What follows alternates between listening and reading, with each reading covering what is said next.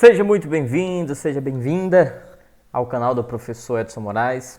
Hoje nós vamos dar continuidade ao estudo de campo elétrico, em especial o campo elétrico gerado não mais só por uma carga pontiforme, mas por N cargas, diversas cargas em volta de um certo ponto, como que ambas ou todas vão atuar nesse ponto.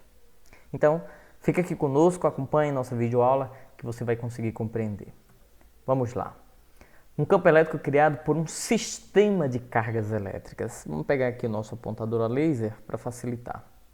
Quem é nosso aluno já há um bom tempo, viu que a gente já vem explorando essa relação vetorial desde força elétrica, desde a lei de Coulomb. Então não vai ser nenhuma novidade como que agora um sistema de cargas elétricas pontiformes vão atuar num determinado ponto. Então, perceba, o vetor campo elétrico resultante para um sistema de cargas, onde eu posso ter uma, duas, três, N cargas para um determinado ponto do espaço, é nada mais nada menos do que essa soma vetorial dos campos elétricos. Preste bem atenção. A soma vetorial de cada um desses campos. Cada um a uma dada distância, podem ter mesma distância, podem ter distâncias diferentes. Portanto, no final das contas, basta se fazer essa soma vetorial obedecendo a algumas condições especiais. Vamos ver como. Tá aí a soma vetorial, né? Lembrando que essa soma vetorial pode, é isso que a gente estava já mencionando há pouco, né? Pode sofrer efeitos por alguns dos métodos que nós já estudamos. Ou a regra do polígono, a regra do paralelogramo, ou a aplicação do teorema de Pitágoras. Vamos partir para esses exemplos. Vamos considerar aqui um sistema com 3 cargas pontiformes ou pontuais e vamos calcular o ponto resultante, o campo elétrico resultante. A palavra resultante, você que está vendo isso pela primeira vez, seria o resultado de todas as interações geradas por essas cargas neste ponto, ok? Então perceba, temos um ponto P aqui, na verdade o P ainda nem apareceu, né? Uma carga positiva gerando o seu campo nesse ponto. Já aprendemos que carga positiva gera um campo de afastamento. Está aqui o vetor campo de afastamento.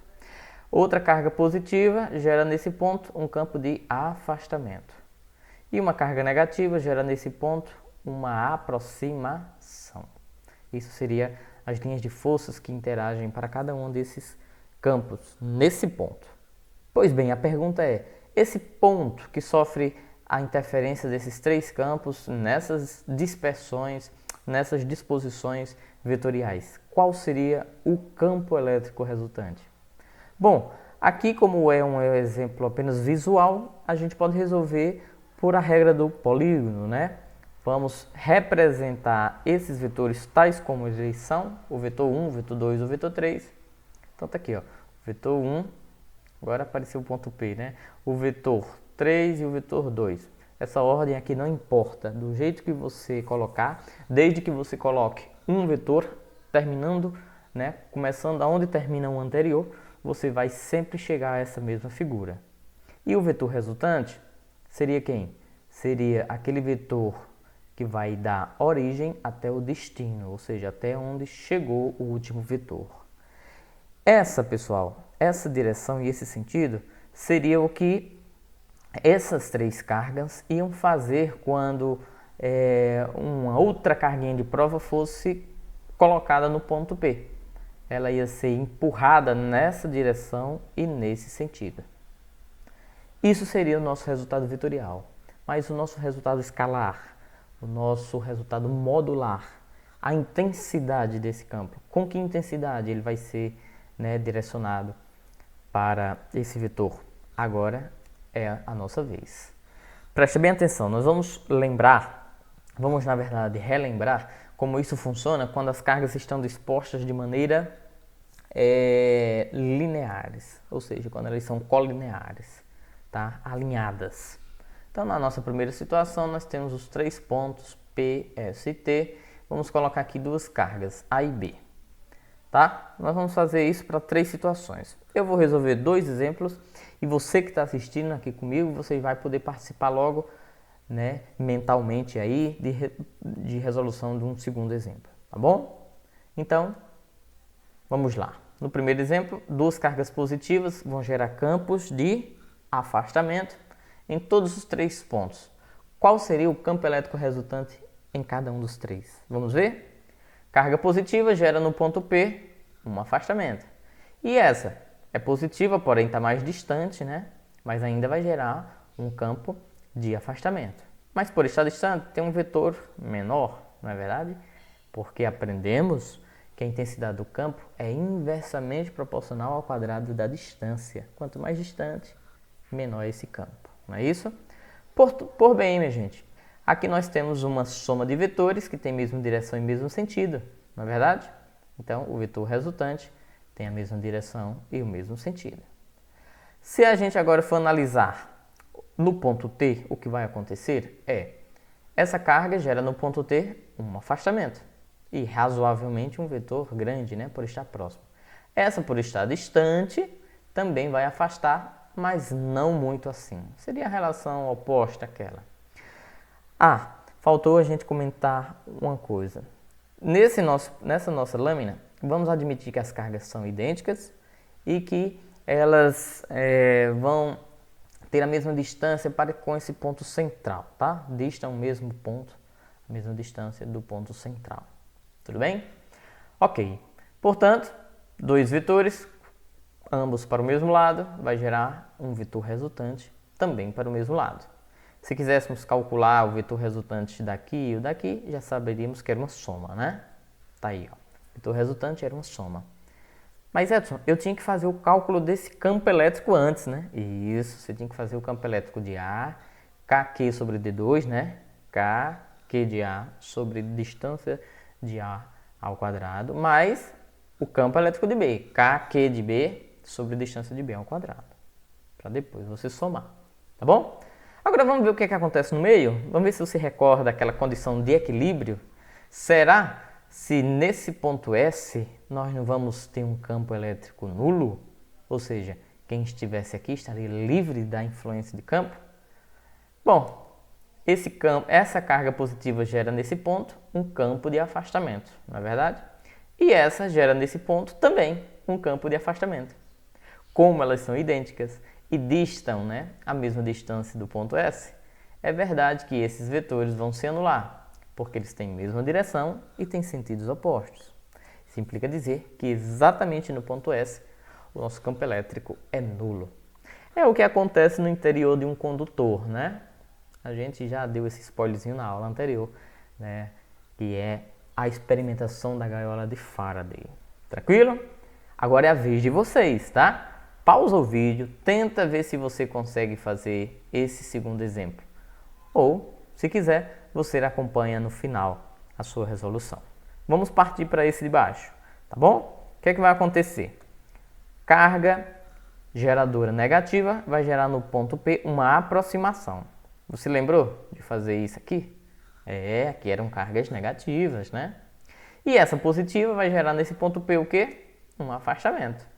Opa! Então no ponto P nós temos aqui, ó, uma diferença de vetores, tá? Então o vetor resultante vai para aquele que tiver maior módulo, que tiver maior direção, o sentido do maior módulo, né? Da maior intensidade. Pode acontecer de aqui ter um ponto de equilíbrio? Pode. Como? Vocês percebem que os vetores aqui são diferentes? Por quê? Porque a gente está assumindo que as cargas são iguais. Mas se as cargas fossem diferentes, isso poderia compensar a distância que eles estariam, né? Bastava essa carga aqui ser grandona, né? Compensava a distância que ele estava aqui, esse vetor que ali ia gerar ia ser um pouco maior e quem sabe poderia anular o campo elétrico de A. Tá bom? Vamos ver o que acontece desse lado. Carga positiva gera nesse ponto um grande afastamento, né? E aquela negativa, dada a distância que ela se encontra, gera nesse ponto uma aproximação. Portanto, o vetor resultante aponta-se para o lado da maior intensidade, do maior módulo, né? Em ambas as situações, né, temos uma diferença de vetores. Pode acontecer de termos, né, quem sabe, uma condição de equilíbrio de um lado ou do outro, depender das outras variáveis, distância e a carga. São as únicas variáveis que nós aprendemos que interferem, né, no campo elétrico, tá? Claro, A constante eletrostática do meio também interfere, claro, se a gente saísse do exemplo vácuo, né, para outro meio. Mas não é a situação, tá bom? E o que acontece agora em S? Vamos ver? Esse campo gerador é de aproximação, então a seta é de aproximação. Esse positivo vai gerar aqui em S um afastamento. Moral da história, o que aconteceu aqui foi uma adição de vetores, né? Ó. Todos para o mesmo lado, tem mesma direção e mesmo sentido. O vetor resultante aí é uma soma. Tudo bem, pessoal? Lembrou? Essa nossa lâmina é muito importante, né? Para a gente recordar essa usabilidade e aplicabilidade da direção e sentido desses vetores. Tudo bem? Agora vamos para as outras situações? Vamos lá. Vocês lembram daquele caso de quando as cargas não estão mais alinhadas, porém elas formam 90 graus? Vamos lá.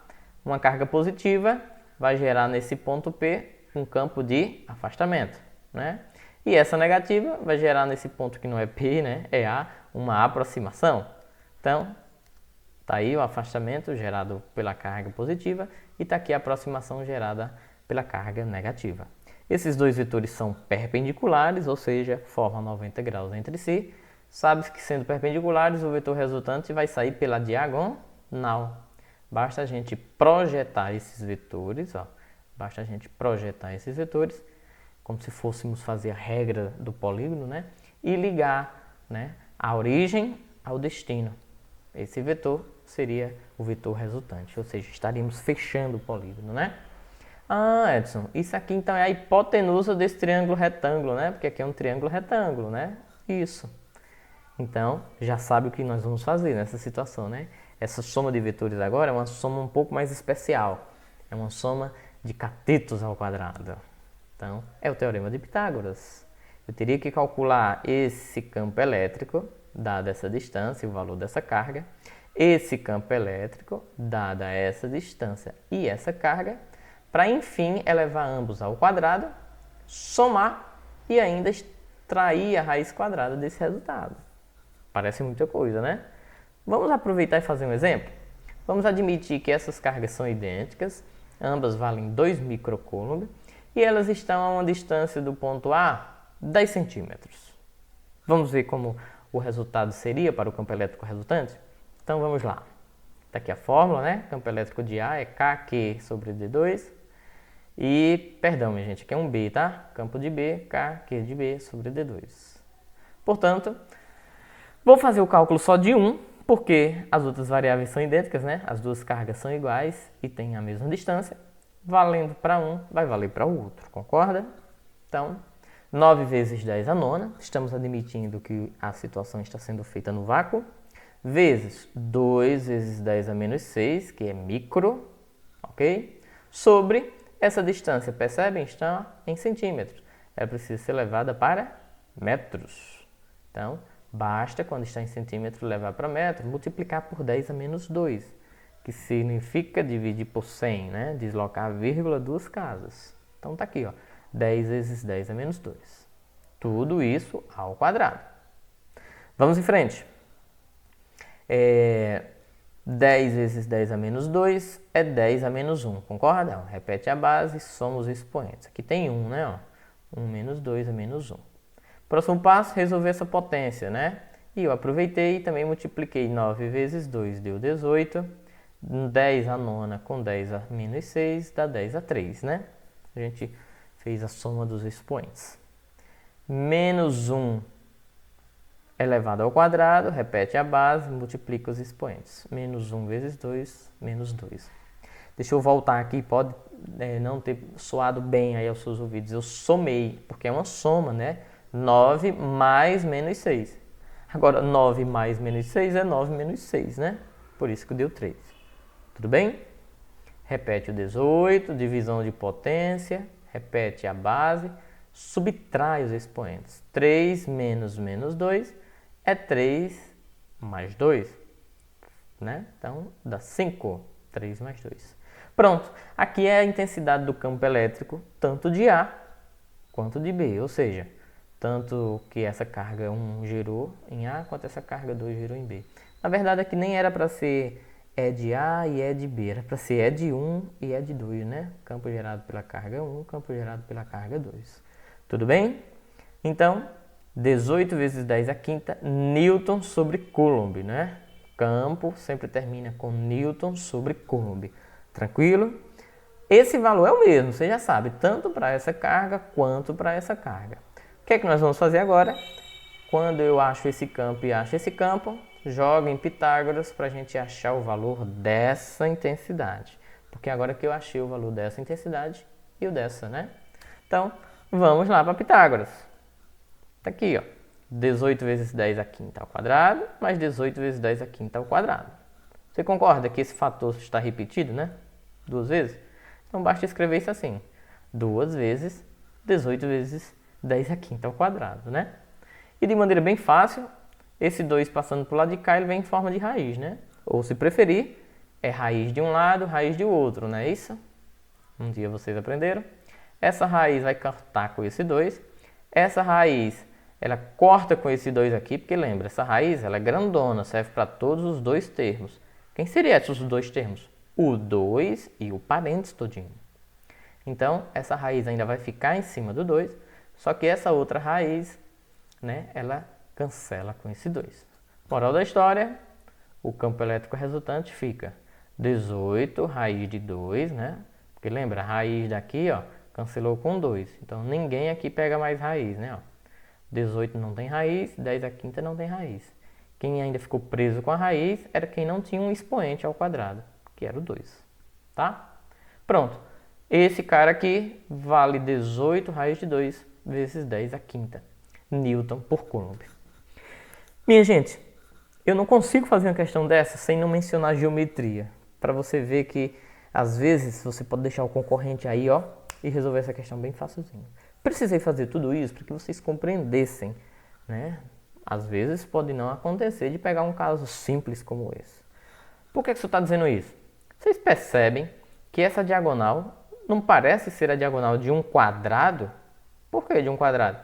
Ah, porque esse campo elétrico tem a mesma intensidade que esse, ou seja, tem o mesmo valor. Então essas medidas realmente são iguais. E se essas medidas eu já vi que é 18 vezes 10 a quinta, como é que calcula a diagonal de um quadrado? L raiz de 2. Ah, então é 18 vezes 10 a quinta vezes raiz de 2. Ou seja, era desnecessário todo esse cálculo daqui de baixo, se você manjasse mesmo bem geometria e conseguisse ver essa geometria aqui aplicada em física. Tranquilo, pessoal? Vamos ao nosso último exemplo, que é quando essas cargas não estão alinhadas e não formam mais 90 graus. Acho que vocês já lembram, né? É quando ela vai formar diferente de 90 e a aplicação da lei dos cossenos. Perceba, de novo, duas cargas aí, ó, uma positiva e uma negativa. Como é que elas vão agir nesse ponto A? Essa positiva vai gerar um campo de afastamento, essa negativa continua gerando um campo de aproximação. Agora nós vamos admitir que esse ângulo seja de 60 graus. Eu vou até colocar aqui, já que eu posso não ter dado essa informação, né? Como dados, eu já estou vendo que eu não dei, né? Porque eu aproveitei dados da questão anterior. Eu disse, ó, que as cargas continuam sendo 2 microcoulomb e a distância que separa ela desse ponto A é de 10 centímetros, né? Então, fica aí agora certinho. Não é mais 90 graus, né? 60 graus. Portanto, essa carga vai ser expulsada com essa direção e esse sentido, porque de novo aqui a gente fecha o polígono, tenta fechar o polígono e a carguinha vai sair pela diagonal. Essa seria a direção e o sentido do vetor campo elétrico resultante. Agora vamos para a intensidade desse campo, vamos para o módulo, para o cálculo, vamos lá. Já sabemos que quando o ângulo não é mais de 90 graus, a gente se dispõe da lei dos cossenos, tá bom? Então, mais uma vez, campo elétrico gerado pela carga 1, campo elétrico gerado pela carga 2, como os valores das cargas em módulos são iguais e a distância é a mesma, basta fazer uma vez essa conta, que é a mesma do cálculo anterior, né? Vou passar até rapidinho, porque você já sabe, ó. Esse campo deu 18 vezes 10 a quinta, Newton por Coulomb. Aqui a gente já lembrou de colocar, né? Pronto.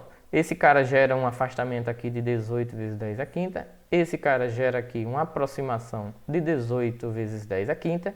E agora, será que a gente é capaz de dizer quem seria essa intensidade desse campo resultante? Não é mais 18 raiz de 2 vezes 10 à quinta, né? Porque se aqui é 60 graus, eu tenho que saber que o que importa é o ângulo formado pelos dois vetores. Então é o seu suplemento, 120. E perfeitamente, alguém que está acompanhando aí, né? Opa, perdão. Vamos lá de novo. Opa, já coloquei, foi a resposta, né? Deixa eu voltar aqui. Pronto, ó. Esse cara, que é o que nos importa, é 120, né? O suplemento de 60. É o cara que vai entrar lá no cosseno, lá na fórmula. Perfeito. Muito bem. Então, vamos em frente. No próximo slide aqui, a gente vai fazer agora a aplicação da lei do cosseno. Tá aí, ó. Campo elétrico resultante ao quadrado é igual a campo 1 ao quadrado, campo 2 ao quadrado, que é o mesmo, a gente viu agora há pouco na lâmina anterior, mais 2 vezes o campo 1, que é 18 vezes 10 à quinta, vezes o campo 2, que é 18 vezes 10 à quinta. Lembrando que aqui é uma coincidência, porque eu tornei idêntico as cargas e as distâncias, mas nem sempre vocês vão pegar assim. Portanto, esses valores podem ser diferentes, tá bom? Vezes o cosseno de 120, né? Ó, lembra no slide anterior, na lâmina anterior, a gente tinha chegado a essa denominação, a essa dedução. Vamos em frente, o que a gente pode fazer? Concorda que aqui são dois fatores iguais? Somado um ao outro vai dar 2 vezes ele, né? Ó, 2 vezes ele. Concorda que aqui é 18 à quinta vezes 18 à quinta? Ele vezes ele dá 18 à quinta ao quadrado, né? Então, baixa o 2. Cosseno de 120, vocês já aprenderam tanto em força elétrica como lá na matemática, que é o cosseno negativo do seu suplemento. É a mesma coisa que o cosseno negativo de 60. Tá bom? Vamos para frente. A gente baixa isso aqui. Sabe-se que o cosseno negativo de 60 é menos meio, né? Menos meio. E o próximo passo é 2 vezes menos meio dá menos 1, né? Porque cancela esse 2 com esse 2, fica menos 1. Esse menos 1 vem para cá, tá bom? Então, ó, baixa esse termo, tá aqui o menos 1, né? Que esse 1 não precisa mais aparecer. E agora ficou uma operação muito fácil. 2 vezes 18 vezes 10 à quinta ao quadrado, menos 1 vezes 10 à quinta ao quadrado. Isso era como se fosse, quanto é 2x menos 1x? Ora, é 1x, tá certo? Esse fator do parênteses ao quadrado, ele é comum, né? Em outras palavras, você está só subtraindo, tá? Então tá aqui ele. Para terminar, como os dois membros estão ao quadrado, eu posso extrair a raiz dos dois lados, né? Se eu extrair a raiz dos dois lados, corta a raiz com 2, corta a raiz com 2, fica só isso aí, ó. Campo elétrico resultante, 18 vezes 10 à quinta Newton por coulomb quadrado. Ok? Você deve estar se perguntando, poxa, deu o mesmo resultado? Por que deu o mesmo resultado? Você lembra? Quando você está fazendo, já disse isso desde a aula de força elétrica, que é para ver se entra na sua cabeça. Por isso que eu tentei reprisar um exemplo com valores iguais. Quando, né, você está calculando a intensidade de um vetor campo elétrico ou de uma força resultante, né, e esse vetor é oriundo, né, de ângulos obtusos, o resultado desse cara, dessa intensidade, sempre é o mesmo valor dos campos. Sempre. Portanto, se esse campo é 18 vezes 10 à quinta, esse é 18 vezes 10 à quinta, esse é 18 vezes 10 à quinta. Olha aí se não é. Se a dica aí, ó. Se aqui não parece um triângulo equilátero, se ele aqui não parece uma bissetriz, ou seja, aqui é 60 graus, aqui é 60 graus, aqui é 60 graus. Tudo bem? Geometricamente está comprovado. E matematicamente também. Ok, pessoal. Quero agradecer a sua atenção, sua paciência. O tema da nossa aula hoje foi campo elétrico criado por N cargas pontiformes, dispostas de diversas maneiras. Na nossa próxima aula, nós vamos resolver mais questões, isso via Meet, né? Porque, de fato, a gente aqui gravando nossas videoaulas. Nós vamos nos deter a campo elétrico uniforme. Um abraço e até mais.